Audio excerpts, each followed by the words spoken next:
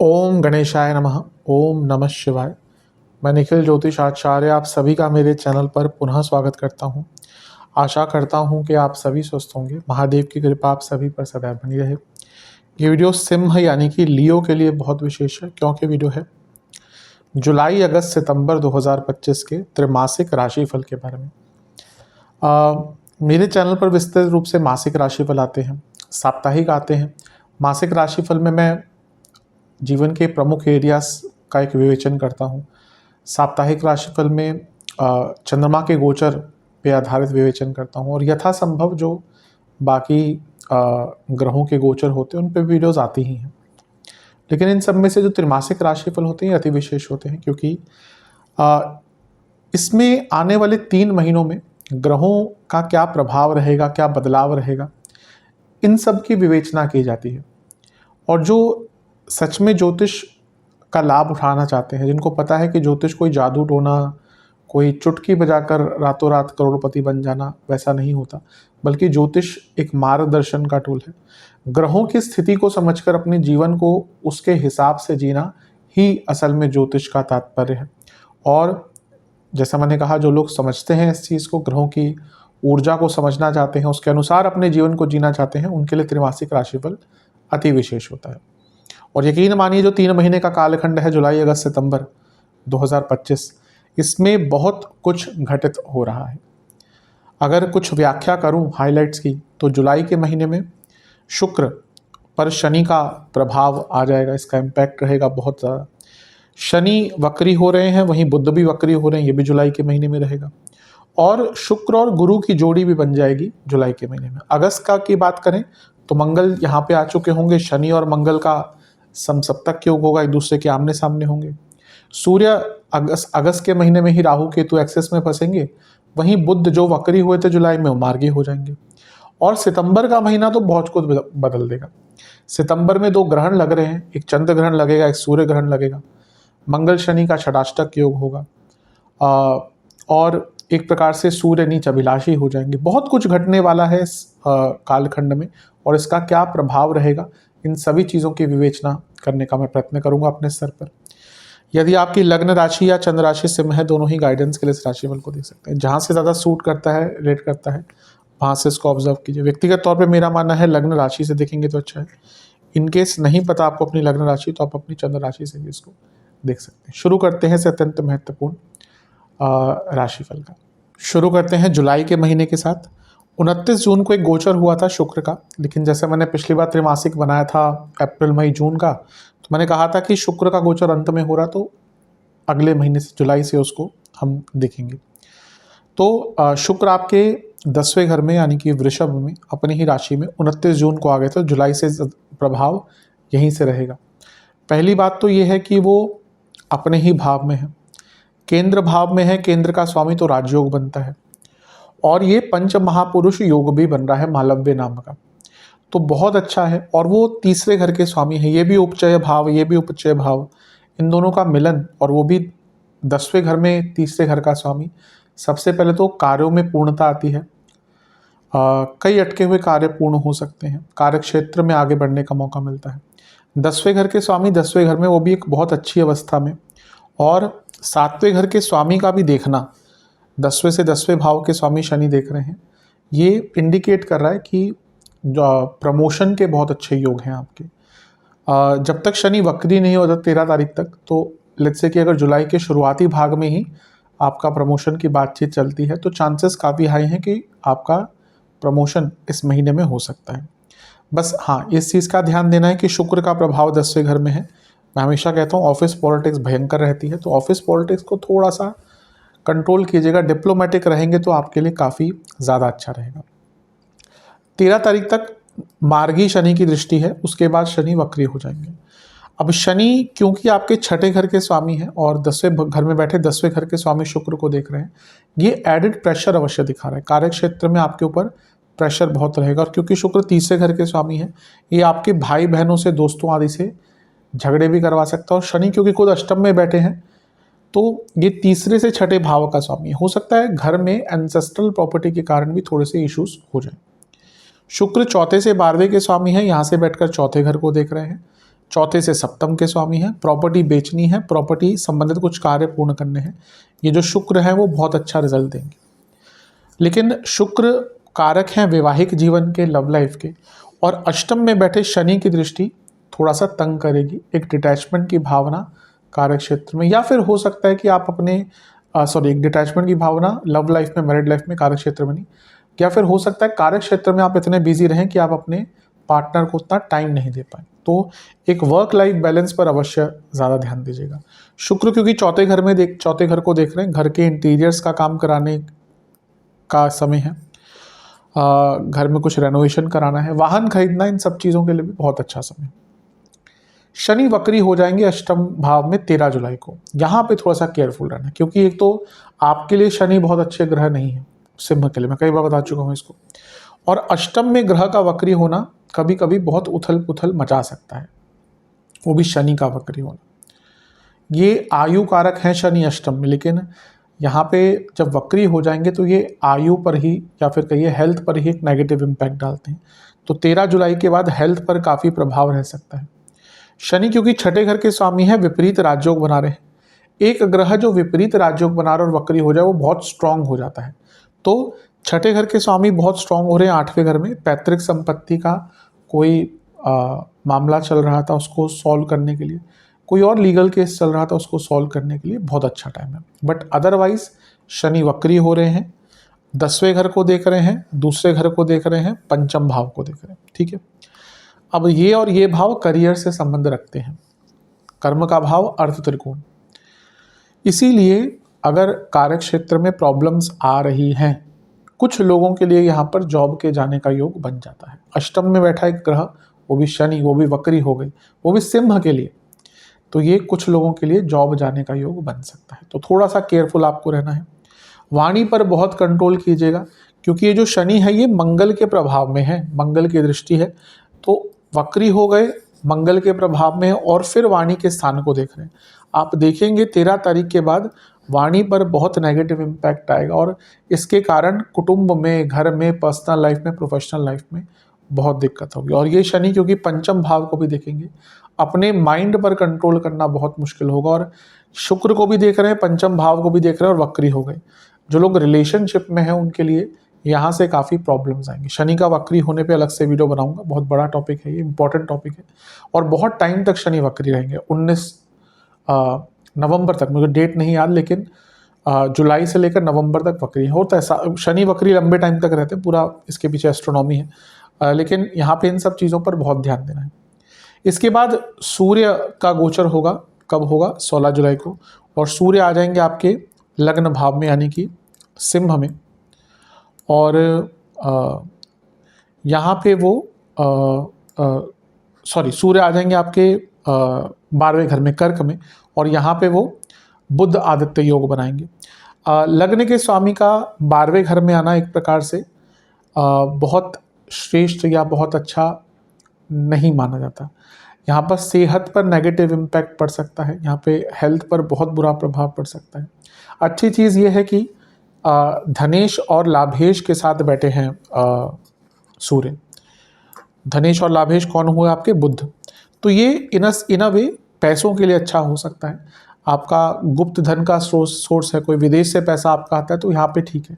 लेकिन लग्नेश का 12वें घर में जाना ये सेहत पर एक नेगेटिव इम्पैक्ट दे सकता है। तो जब ये सूर्य का गोचर 1 महीने का होगा 15-16 तारीख के आसपास, यहाँ से आपको अपनी सेहत पर बहुत ध्यान देना है।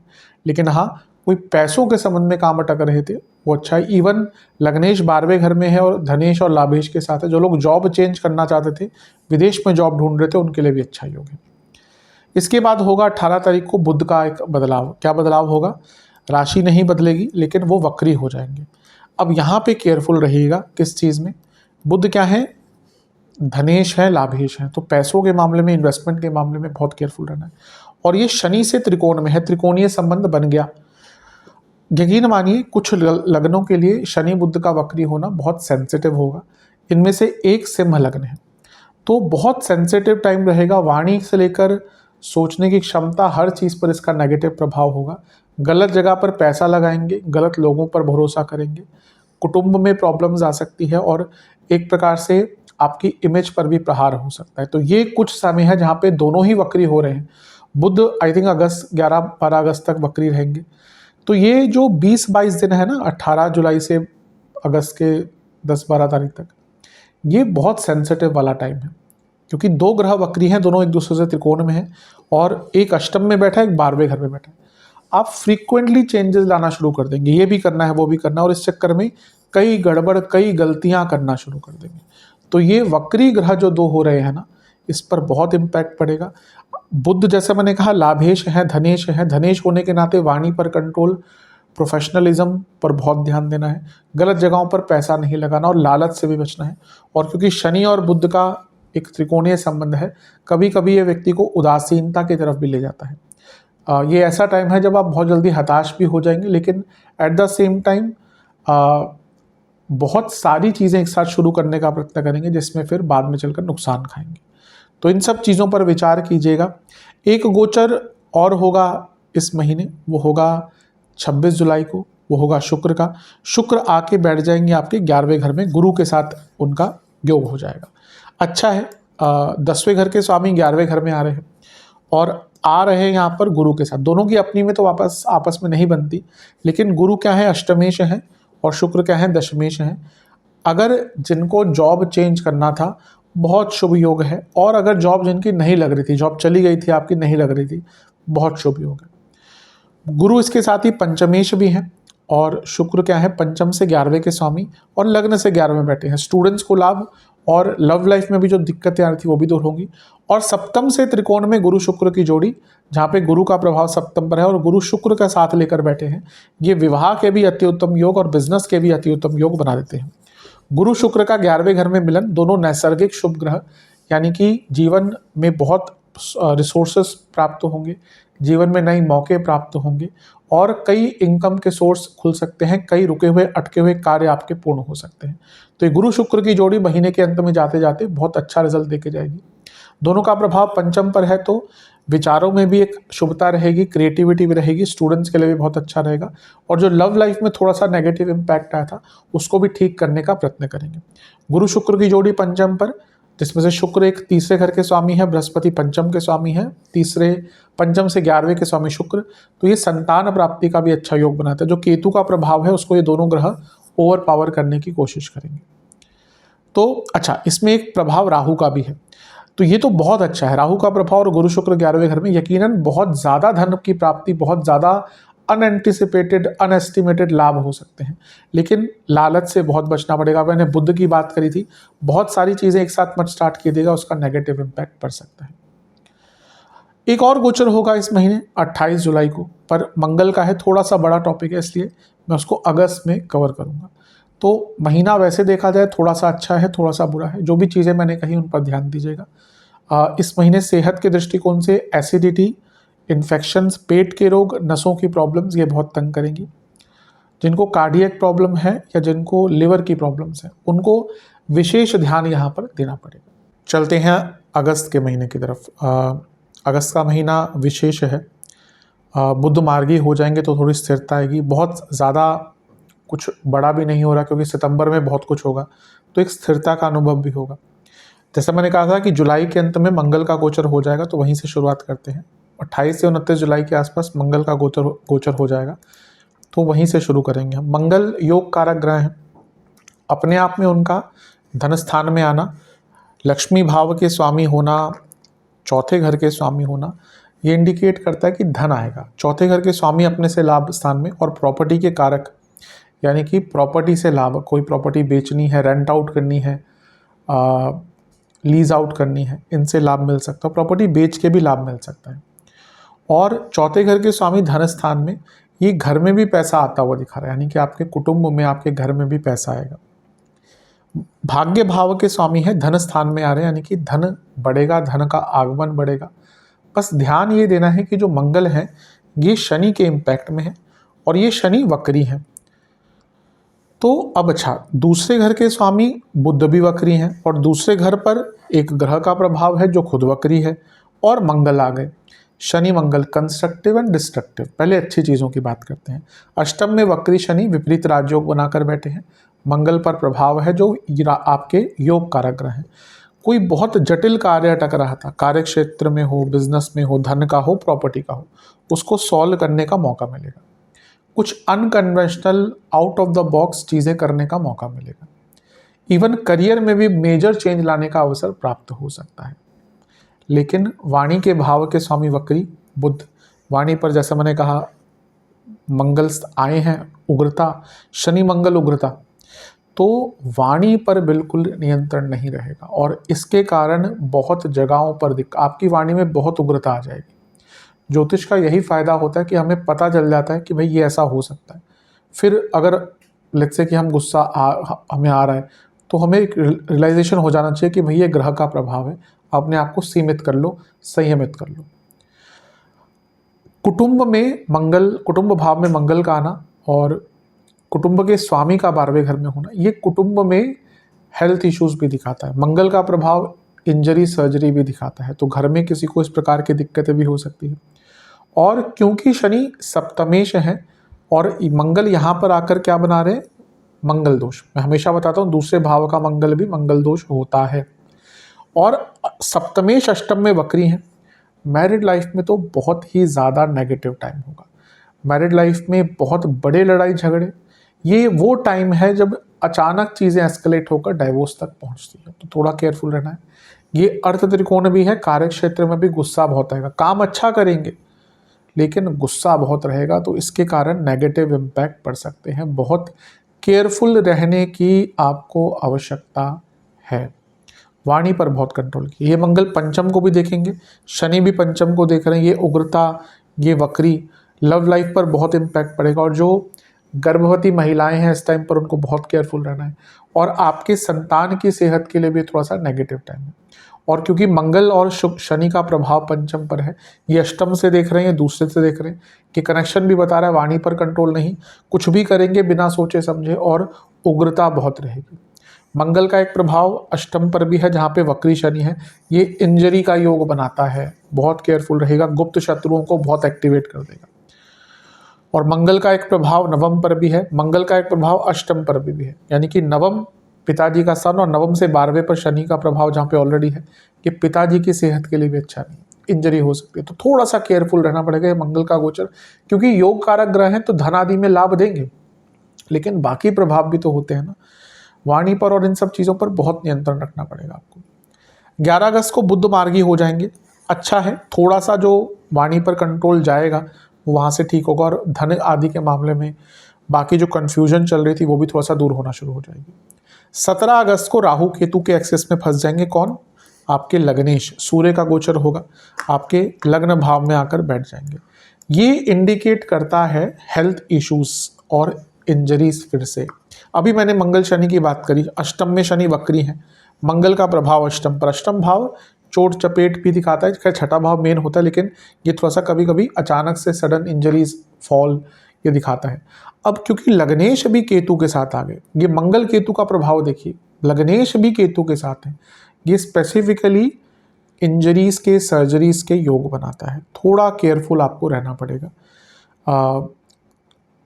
अब क्योंकि कुंडली में बहुत योग होते हैं एक्सीडेंट्स आदि के, पर अगर एक्सीडेंट प्रोन है आप, इंजरी प्रोन है आप, मांगलिक ही है आप, कुंडली में भी आप मांगलिक है, मंगल का केतु का बहुत प्रभाव है लग्न पर, लग्नेश पर, तो ये वो 1-1.5 महीना का टाइम है, आपको बहुत चोट लगेगी, बहुत इंजरीज होंगी, तो थोड़ा केयरफुल रहेगा। लेकिन एक चीज़ है कि लग्नेश का, अब ठीक है, एक वो इंजरी का प्रभाव आदि देंगे, लेकिन लग्नेश तो है, लग्नेश लग्न में आ रहे हैं और केतु के साथ बैठ रहे हैं। और यहाँ पर अगर हम देखें तो राजयोग बना रहे हैं सूर्य, तो स्टूडेंट्स के लिए बहुत अच्छा टाइम है, रिसर्चर्स के लिए बहुत अच्छा टाइम है, टेक्निकल फील्ड में जो काम करते हैं उनके लिए बहुत अच्छा टाइम है। और इवन अगर आपका बहुत टाइम से कोई सरकारी जॉब का प्रोसेस चल रहा था तो यहाँ पे सरकारी जॉब भी प्राप्त हो सकती है। लेकिन हाँ, सूर्य केतु के साथ है, सरकारी बाधाएं भी थोड़ी आ सकती हैं जो लोग बिजनेस आदि करते हैं। सूर्य केतु साथ में बैठे हैं, ये ज्ञान प्राप्ति का भी समय होता है और एक प्रकार से अपने अंतर मन को झांकने का भी टाइम होता है। लेकिन पुनः मंगल दोष बना हुआ था, मैंने कहा सूर्य भी अब सप्तम को देखना शुरू कर दिया, राहु बैठे हैं ऑलरेडी, तो ये मैरिड लाइफ के लिए अगस्त का महीना काफ़ी अच्छा नहीं दिख रहा, काफ़ी प्रॉब्लम्स ज़्यादा यहाँ पे आ सकती हैं। सेहत का बहुत ज़्यादा ध्यान दीजिएगा और पुरानी चीज़ों पे मत जाइएगा। यहाँ पे बहुत बार होगा कि आप पुरानी चीज़ों को सोचना शुरू कर देंगे और उसके कारण जो अपना प्रेजेंट है उसको खराब करेंगे। तो बहुत ज़्यादा विचार इन सब चीज़ों पर आपको करना है। इसके बाद शुक्र का गोचर होगा और शुक्र कहाँ पे आ जाएंगे, आपके 12वें घर में। बहुत अच्छा स्थान है उनका, मैं हमेशा बताता हूँ। यहाँ पे वो करीबन 9 दिन के लिए बुध के साथ भी बैठेंगे। अब शुक्र आपके दशम के स्वामी हैं और 12वें घर में है। बुध आपके अर्थ त्रिकोण और लाभ स्थान के स्वामी है। पैसों से इम्पैक्ट आ गया, करियर से इम्पैक्ट आ गया। तो 12वें घर में 10वें घर का स्वामी और धन और लाभ स्थान का स्वामी, ये विदेश से पैसा तो दिखाता है। जो लोग एमएनसी आदि में काम करते हैं उनके लिए बहुत अच्छा है। इसके साथ ही विदेश में जॉब ढूंढने का भी अवसर दिखा देता है। शुक्र आपके तीसरे घर के स्वामी है 12वें घर में। ये विदेश की यात्राएं, धार्मिक यात्राएं भी दिखाता है। और यहाँ से बैठकर दोनों, क्योंकि छठे घर को देख रहे हैं, कोई पैसा अटका हुआ था, लीगल कार्यों में पैसा अटक रहा था, वो कार्य भी पूर्ण हो सकता है। 12वें घर के शुक्र व्यक्ति को लग्जरीज दिलाते हैं और 12वें घर के शुक्र व्यक्ति को अपने इच्छाओं को पूरा करने का जज्बा देते हैं। तो ये भी बहुत अच्छा है, आपके लिए बहुत शुभ है। बुध अब मार्गी हो चुके हैं। बुध शुक्र की जोड़ी वैसे भी ठीक होती है, लेकिन हाँ एक चीज़ है, बुध शुक्र की जोड़ी 12वें घर में मैरिड, ये कुछ योग होते हैं, मैरिड लाइफ के लिए अच्छे नहीं होती। इंटीमेसी की प्रॉब्लम मैरिड लाइफ में आ सकती है। तो मैरिड लाइफ में ऑलरेडी दिक्कतें चल रही हैं, ऊपर से ये प्रभाव भी आ गया तो थोड़ा सा नेगेटिव रहेगा। शुक्र जो है वो तीसरे घर के स्वामी है और ये उपचय भाव को देख रहे हैं। और उपचय भाव के स्वामी शनि वक्री होकर अष्टम में विपरीत राजयोग बना रहे हैं। कोई बहुत पुराना लीगल कार्य, प्रॉपर्टी का कार्य, विदेश का कार्य जो बहुत अरसों से लटक रहा था, वो यहाँ पर पूर्ण हो सकता है। तो ये एक अच्छी चीज़ है। बहुत अगर बुरे समय है तो यहाँ पे कुछ लोगों के जॉब में भयंकर ऑफिस पॉलिटिक्स आ सकती है, वो भी आपकी अपनी गलती के कारण। अदरवाइज देखा जाए तो बुध शुक्र की जोड़ी है, ये कई चीज़ों पर अच्छा प्रभाव देगी। स्टूडेंट्स जो भी विदेश जाना चाहते हैं उनके लिए भी एक अच्छा इम्पैक्ट बन जाता है, क्योंकि 10वें घर के स्वामी 12वें घर में आ गए तो कर्म भाव के स्वामी वहाँ पर है और बुध स्टडीज़ के कारक है। तो ये एक प्रकार से जो विदेश पर स्टूडेंट जाना चाहते थे उनके लिए भी बहुत लाभान्वित है। 30 अगस्त को एक और गोचर होगा, बुध का होगा और बुध लग्न भाव में आके बैठ जाएंगे। पर अगेन वो 30 तारीख को है, तो उसका इम्पैक्ट हम सितंबर के महीने से ज़्यादा फील करेंगे, तो वहीं से उसकी चर्चा हम स्टार्ट करेंगे। महीना ठीक है, काफ़ी अच्छा है, चीज़ें ठीक होती हुई दिख रही हैं। जो मैंने मंगल शनि का प्रभाव बताया ना, उस पर बहुत ज़्यादा ध्यान देने की आवश्यकता है। चलते हैं सितंबर के महीने की तरफ। सितंबर के महीने में जैसा मैंने कहा था कि बुध से ही शुरू करेंगे, लग्न भाव में आकर बैठ जाएंगे। पहले अच्छी चीज़ें हैं, धनेश लाभेश दोनों कौन है? बुध। हमेशा कहता हूँ कि 2 ही लग्न है जिनके लिए एक ही ग्रह धनेश और लाभेश बनता है, सिंह के लिए बुध, कुंभ के लिए बृहस्पति। तो उनका लग्न में आना अपने आप में बहुत विशेष होता है। बुध केतु के साथ हैं, ये स्टूडेंट्स के लिए, रिसर्च स्टूडेंट्स के लिए अच्छा होता है। बुध केतु के साथ हैं, ये एनालिटिकल कैपेसिटी बढ़ाता है। और बुध केतु के साथ है और बुध धनेश लाभेश हैं, कोई पैसा लंबा फंसा हुआ था, धन का काम कोई अटक रहा था, वो हो सकता है। सूर्य बुध 7वें लग्न में है और बुध आदित्य योग बन गया, स्टूडेंट्स के लिए अच्छा है, बुद्धिमत्ता के लिए अच्छा है। केतु सूर्य बुध साथ में बैठ गए, ये आध्यात्मिक चेतना भी जागरूक करता है, ये बल भी देता है, क्योंकि केतु सूर्य बुध साथ में है, ये बौद्धिक क्षमता, और जब ये तीनों ग्रह मिलते हैं तो थोड़ा सा शारीरिक क्षमता भी बढ़ती है। ज्ञान प्राप्ति के लिए, एनालाइज करने के लिए बहुत अच्छा है, नए आइडियाज़ के लिए बहुत अच्छा है। लेकिन केतु सूर्य ऑलरेडी मैंने कहा था सेहत के लिए अच्छे नहीं है। मारक भाव में मंगल है, मारण भाव में, अष्टम भाव में वक्री शनि है और लग्न में बुध आ गया। अब ये धन आदि के लिए बहुत अच्छे हैं, लेकिन बुध आपके मारकेश हैं। सूर्य केतु ऑलरेडी लग्नेश केतु के साथ है, लग्न में केतु है। और बुध और केतु में हर बार क्या कहता हूँ, बुध और केतु रोग कारक हैं। तो लग्न में इतना कुछ हो रहा है जिसमें लग्नेश भी इन्वॉल्व है। सितंबर का महीना सेहत के लिए, अगस्त का महीना भी वहीं से प्रॉब्लम स्टार्ट हो जाएंगे और सितंबर के महीने में भी हेल्थ इश्यूज काफ़ी रहेंगे। अब यहाँ पे मंगल केतु बहुत प्ले में आ रहे हैं। भाई अगर आपको कोई ऐसी प्रॉब्लम चल रही है जिसमें डॉक्टर ने कोई सर्जरी रेकमेंड करी हुई है और आप उसको टाले जा रहे हैं, तो मैं कहूँगा कि अपने ऑप्शंस देखिए। ठीक है, आपको अगर ऐसी सिचुएशन हो गई कि सर्जरी अब टल ही नहीं सकती है तो उसको ज़्यादा डिले मत कीजिएगा। आप ये देख लीजिए कि हाँ कोई और बेटर डॉक्टर या कोई और बेटर इलाज मिल सकता है या कहीं आप कंफर्टेबल हैं। लेकिन अगर कुछ सर्जरी का इशू चल रहा था तो उसको यहाँ पे ज़्यादा टालिएगा मत। और यहाँ पे थोड़े इंजरी आदि के भी योग आपके बन जाते हैं। बुध केतु सूर्य साथ में कभी कभी व्यक्ति को बहुत ज़्यादा किसी एक थॉट प्रोसेस में डीप तक जाने को मजबूर कर देता है और इसके कारण भी नेगेटिव प्रॉब्लम्स आ सकती हैं। तो किसी भी एक चीज़ में बहुत ज़्यादा डीप तक मत डूबिएगा, तो थोड़ा सा इसका प्रभाव नेगेटिव हो सकता है। 7 सितंबर को अब देखिए क्या हुआ कि लग्न में इतना कुछ हो रहा है, 7 सितंबर को क्या हो जाएगा, ग्रहण लग जाएगा, चंद्र ग्रहण लग जाएगा। जब सूर्य कहाँ पे होंगे, सूर्य आपके सप्तम भाव में होंगे। अब सप्तम का ग्रहण, चंद्र ग्रहण हो, सूर्य ग्रहण हो, बहुत अच्छा नहीं होता। चंद्र ग्रहण का प्रभाव तो देखिए जीवन में 15 दिन से 1 महीने तक रहता है। सूर्य ग्रहण का प्रभाव 6 महीने तक इम्पैक्ट करता है। तो सप्तम में जब चंद्र ग्रहण लग रहा है तो पहला तो खर्चे बहुत बढ़ेंगे आपके। दूसरा, ये मैरिड लाइफ के लिए ऑलरेडी जो हम योग की बात कर चुके हैं, मंगल आदि की, अब सप्तम में ग्रहण लगा लगना ये मैरिड लाइफ के लिए अच्छा नहीं होता। इवन ये आपके पति या पत्नी की सेहत के लिए भी थोड़ा सा नेगेटिव हो सकता है, तो काफ़ी ध्यान दीजिएगा। और सप्तम में ग्रहण का लगना यानी कि आपका नाम भी खराब करने का प्रयत्न होगा, झूठे आरोप लगेंगे। अगर आप बहुत पॉपुलर व्यक्तित्व ऑलरेडी हैं तो लोग आपके नाम को खराब करने का प्रयत्न करेंगे, तो बहुत केयरफुल रहना है। एक अच्छी चीज़ यह है कि गुरु की दृष्टि रहेगी तो वो बचा कर रखेंगे, और ये गुरु जो है अतिचारी हो चुके होंगे इस टाइम तक, क्योंकि अगस्त में वो राशि भी बदल लेंगे कुछ टाइम के लिए, तो प्रोटेक्शन रहेगा। लेकिन ये ग्रहण जो है सप्तम भाव में, ये बहुत केयरफुल, और इवन बिजनेस में भी आपको बहुत केयरफुल रहना है, क्योंकि बिजनेस में कई गलत निर्णय आप ले सकते हैं। 13 सितंबर को मंगल का गोचर हो जाएगा, फिर से मंगल फिर से राशि बदल लेंगे, और मंगल कहाँ पे जाके बैठ जाएंगे, मंगल आपके तीसरे भाव में आकर बैठ जाएंगे।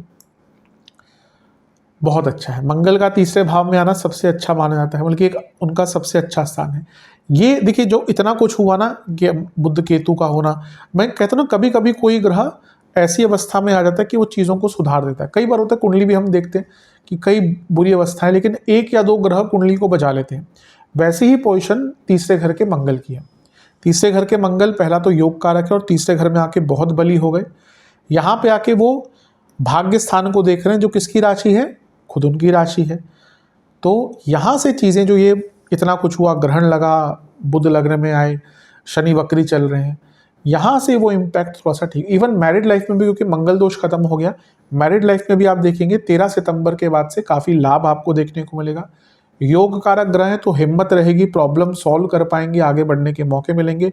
और भाग्य का भरपूर, जब भी कोई भावेश अपने भाव को देखता है तो भाग्य को बहुत बली कर देता है, तो भाव को बहुत बली कर देता है, तो भाग्य का भी भरपूर साथ यहाँ पर आपको प्राप्त होगा। तो ये बहुत श्रेष्ठ योग है। चौथे के स्वामी है और चौथे से 12वें बैठे हैं, फिर से प्रॉपर्टी बेचने का बहुत ही अच्छा योग है, क्योंकि यहाँ पे तो गुरु और राहु का प्रभाव है, तो बहुत अच्छे रेट में आपकी कोई प्रॉपर्टी बिक सकती है। और गुरु और राहु का प्रभाव ये भी दिखा रहा है कि जो रास्ते बंद हो गए थे, जो अभी पीछे कुछ ग्रहण आदि लगे और केतु का लग्न में होना, ये जो रास्ते आपके रुक से गए थे, सिमट से गए थे, वो रास्ते आपके पुनः खुलेंगे। तो बहुत अच्छा है, अचानक से लाभ भी होगा, और देखेंगे आप अचानक से सकारात्मकता भी आनी शुरू हो जाएगी। तो ये मंगल कहीं ना कहीं एक सेविंग ग्रेस है। मंगल कहीं ना कहीं आपको बहुत, मैं हमेशा कहता हूँ तीसरे घर के मंगल की स्थिति सबसे अच्छी होती है मेरे हिसाब से। वो यहाँ से छठे भाव को भी देखते हैं, भाग्य को भी देखते हैं, कर्म भाव को भी देखते हैं, तो 3 उपचय भावों को कनेक्ट कर रहे हैं और एक भाग्य स्थान को कनेक्ट करते हैं, और यहाँ पे तो आपके योग कारक है। तो ये मंगल आकर चीज़ों को बहुत बचा लेंगे, बहुत सुधार कर देंगे। 15 सितंबर को 2 गोचर हो रहे हैं साथ साथ ही, बुध का भी होगा, शुक्र का भी होगा। बुध आ जाएंगे धन स्थान में, शुक्र आ जाएंगे लग्न भाव में। दोनों ही अच्छे हैं, कुछ कुछ चीज़ों के लिए बुरे भी हैं। पहले बुध की बात, बुध तो बहुत अच्छा प्रभाव दे रहे हैं। बुध अपनी ही राशि में आ रहे हैं, वो भी अपनी उच्च की राशि में। आपके धनेश है, लाभेश है। धन के दृष्टिकोण से वाणी में जो प्रॉब्लम्स आ रही थी, करियर में जो बाधाएं, बिजनेस में जो बाधाएं रहती, वो सारी बाधाएं दूर होंगी। हाँ, ये है कि वो वक्री शनि के चपेट में होंगे अभी भी, और शनि आपके अष्टम भाव में है, छठे घर के स्वामी है। थोड़ा फ्रस्ट्रेशन रहेगा, वाणी पर थोड़ा कंट्रोल अभी भी करना पड़ेगा, और कार्य क्षेत्र हो या बिजनेस, दूसरे लोगों की गलतियों के कारण ज़्यादा भुगतना पड़ेगा। लेकिन बाकी ये बुध का दूसरे घर में आना बहुत अच्छा धनयोग, बहुत अच्छा धनयोग बना रहा है। और शुक्र भी जब लग्न में आते हैं तो जैसे मैं हर बार कहता हूँ कि बृहस्पति की तरह वो भी कई दोषों को खत्म करते हैं। कर्मेश का लग्न भाव में आना एम्बिशन भी दिखाता है, और तीसरे घर के स्वामी का लग्न में आना गति भी दिखाता है। और उनकी जो युति है वो केतु के साथ भी है। शुक्र केतु की जोड़ी कोई बहुत अच्छी नहीं होती, तो हाँ, फिर से मैरिड लाइफ पर इसका थोड़ा सा नेगेटिव इम्पैक्ट हो सकता है। पर दोनों ही कहीं ना कहीं ज्ञानवर्धन की तरफ आपको स्पेशली ऑकल्ट में ज़्यादा लेकर जा सकते हैं। लेकिन शुक्र का लग्न में आना, क्योंकि वो 10वें घर के स्वामी है, एम्बिशियस भी बनाएगा और इवन थोड़े बहुत यहाँ पर प्रमोशन के योग फिर से बन जाते हैं। सूर्य का गोचर भी होगा इस महीने 17 तारीख को, और सूर्य आपके दूसरे घर में चले जाएंगे। ये अच्छा है, क्योंकि एक तो केतु के साथ घिरे हुए थे, ग्रहण दोष में थे, अब दूसरे घर में आ गए। हाँ, मारक भाव है फिर भी अच्छा, और लग्नेश क्योंकि धनेश और लाभेश के साथ बैठे हैं, यानी कि बुध के साथ, और उच्च की अवस्था के बुध हैं, तो ये धन प्राप्ति के लिए, करियर में वृद्धि के लिए, पैसे के लिए, बुध सूर्य पंचम से 10वें में स्टूडेंट्स के लिए बहुत अच्छा है। जो स्टूडेंट जॉब ढूंढ रहे होंगे इस टाइम पे, उनके लिए बहुत अच्छा है, बहुत शुभ योग है ये, एक बहुत अच्छा योग है। बस हाँ, ध्यान रखना है कि शनि का प्रभाव बना है, और जब सूर्य शनि समसप्तक आते हैं तो यहाँ पर थोड़ी सी प्रॉब्लम बढ़ जाती है। बॉसेस से बच के रहिएगा, सरकार से बाधाएं आ सकती हैं, और इवन अथॉरिटीज से प्रॉब्लम आ सकती है। अदरवाइज ये सूर्य का गोचर आपके लिए काफ़ी अच्छा है, काफ़ी श्रेष्ठ ही रहेगा। अब इसके बाद क्या होगा, सूर्य ग्रहण लगेगा, और यहीं पर लगेगा जहाँ पे सूर्य है वहीं पर ग्रहण लगेगा, सूर्य ग्रहण। तो ये कब लगेगा, अब चंद्र ग्रहण लगता है पूर्णिमा पर, तो सूर्य ग्रहण लगता है अमावस्या पर। तो अमावस्या कब होती है, जब चंद्रमा सूर्य साथ में होते हैं। तो जब सूर्य चंद्रमा साथ में होंगे 21 सितंबर को, तो यहाँ पे एक ग्रहण आपका बनता हुआ, लगता हुआ दिख रहा है। अब ये कुटुंब भाव में, धन स्थान में सूर्य ग्रहण, देखिए ग्रहण का प्रभाव भी मंडेन लेवल पर तो सूर्य ग्रहण का प्रभाव 6 महीने तक आता ही है, व्यक्ति के जीवन में भी आता है, लेकिन धीरे धीरे करके कम हो जाता है। लेकिन शुरू के जो 15-20 दिन है बहुत ज़्यादा ध्यान देना है। यहाँ पर कुटुंब भाव में ग्रहण लग रहा है, यानी कि आपको अपनी वाणी पर, अपने कुटुंब के सेहत पर बहुत ध्यान देना है। यहाँ पे अचानक से परिवार बिखर सकता है, एंसेस्ट्रल प्रॉपर्टी के इश्यूज बहुत आ सकते हैं, और गलत इन्वेस्टमेंट के योग बहुत रहते हैं, तो यहाँ पे बहुत केयरफुल रहेगा। हाँ, यहाँ से सारे ग्रह अष्टम भाव को देख रहे हैं, अष्टम में वक्री शनि है। जो लोग इस टाइम का साधनाओं के रूप में फ़ायदा उठाना चाहते हैं उनके लिए बहुत अच्छा है। जो अमावस्या पूर्णिमा के टाइम तो होते ही है, लेकिन ग्रहण का जो दिन होता है ना, उस दिन मंत्र जाप की जो पावर होती है वो बहुत बढ़ जाती है।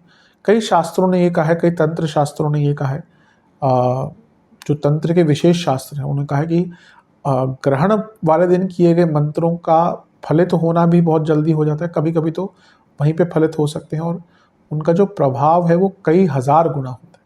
तो उस दिन ग्रहण वाले दिन मंत्र जाप कीजिएगा, और यहाँ से साधनाएं स्टार्ट करना चाहते हैं तो बहुत अच्छा। लेकिन मारक भाव है, वाणी का स्थान है, सेहत पर भी प्रभाव नेगेटिव पड़ेगा, वाणी पर भी प्रभाव नेगेटिव पड़ेगा। तो इन दोनों ही चीज़ों पर आपको बहुत ज़्यादा ध्यान देना है। कम बोलेंगे अच्छा रहेगा, ज़्यादा बोलेंगे तो प्रॉब्लम रहेगी। सप्तम में राहु और सप्तम सिस्टम में ग्रहण लग रहा है, मैरिड लाइफ में इनकंसिस्टेंसी और ट्रस्ट इश्यूज भी बहुत आएंगे। करियर में भी, हाँ करियर, अष्टम भाव को एक, अब यहाँ पे ना जॉब में थोड़ी सी प्रॉब्लम आ रही है। अष्टम भाव को एक वक्री ग्रह देख रहा है, 10वें भाव को एक वक्री ग्रह देख रहा है जो अष्टम भाव में बैठा है। 10वें घर का स्वामी शुक्र केतु के साथ है, और अर्थ त्रिकोण में ग्रहण लग गया। तो ये इंडिकेट करता है कि सितंबर जाते जाते फिर से जिनकी कुंडली में बहुत बुरा समय चल रहा है उनके जॉब में प्रॉब्लम देकर जा सकते हैं। इस महीने जिनको बीपी की प्रॉब्लम, कार्डियक प्रॉब्लम, प्रोस्टेट की प्रॉब्लम, यूट्रस की प्रॉब्लम, नसों की प्रॉब्लम और कोलेस्ट्रॉल ज़्यादा है, उनको बहुत ज़्यादा ध्यान देने की आवश्यकता है। तो मोटे मोटे तौर पर देखा जाए तो कुछ अच्छी चीज़ें हो रही हैं 3 महीने में, कुछ बुरी चीज़ें हो रही हैं। इन्हीं के हिसाब से आपको इस 3 महीने को थोड़ा सा प्लान आउट करना है। अब उपाय की बात कर लेते हैं। ये उपाय आपको एक बारी करने हैं, किसी भी एक दिन कर सकते हैं। पहला उपाय, किसी भी मंदिर में सतनाजे का दान करना है, 7 प्रकार के अनाज का दान करना है।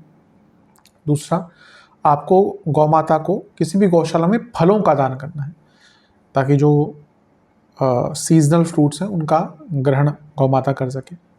तीसरा उपाय है कि आपको एक पात्र में गंगा जल और इत्र की बूंदें ये डालनी है, और सूर्य देवता को अर्पण करना है। अर्पण करने के बाद वहीं बैठकर ओम रुद्र स्वरूपाय नमः मंत्र का 108 बार जाप करना है। अगला उपाय, आपको एक पात्र में गंगा जल, उसमें चंदन का पाउडर और थोड़ा सा कच्चा दूध मिलाकर शिवलिंग का अभिषेक करना है, और वहीं पर बैठकर आपको ओम विश्वेश्वराय नमः मंत्र का 108 बार जाप करना है। और लास्ट उपाय, आपको किसी भी भैरव मंदिर में जाकर एक 4 मुखी सरसों के तेल का दिया अर्पण करना है, और भैरव चालीसा का 4 बार पाठ करना है। अगर आप ऐसी जगह पे रहते हैं कि आसपास भैरव जी के मंदिर नहीं है तो घर में भी कर सकते हैं। मूर्ति आदि मत रखिएगा घर में, स्मरण करके भैरव जी का कर सकते हैं। तो ये उपाय करेंगे तो अवश्य आपको बहुत लाभ मिलेंगे। आशा करता हूँ कि वीडियो काम आएगी। चैनल पर नए हैं सब्सक्राइब कर लीजिए, वीडियो को लाइक कर लीजिए। मिलता हूँ आप सभी से अगली वीडियो में, तब तक के लिए ओम नमः शिवाय।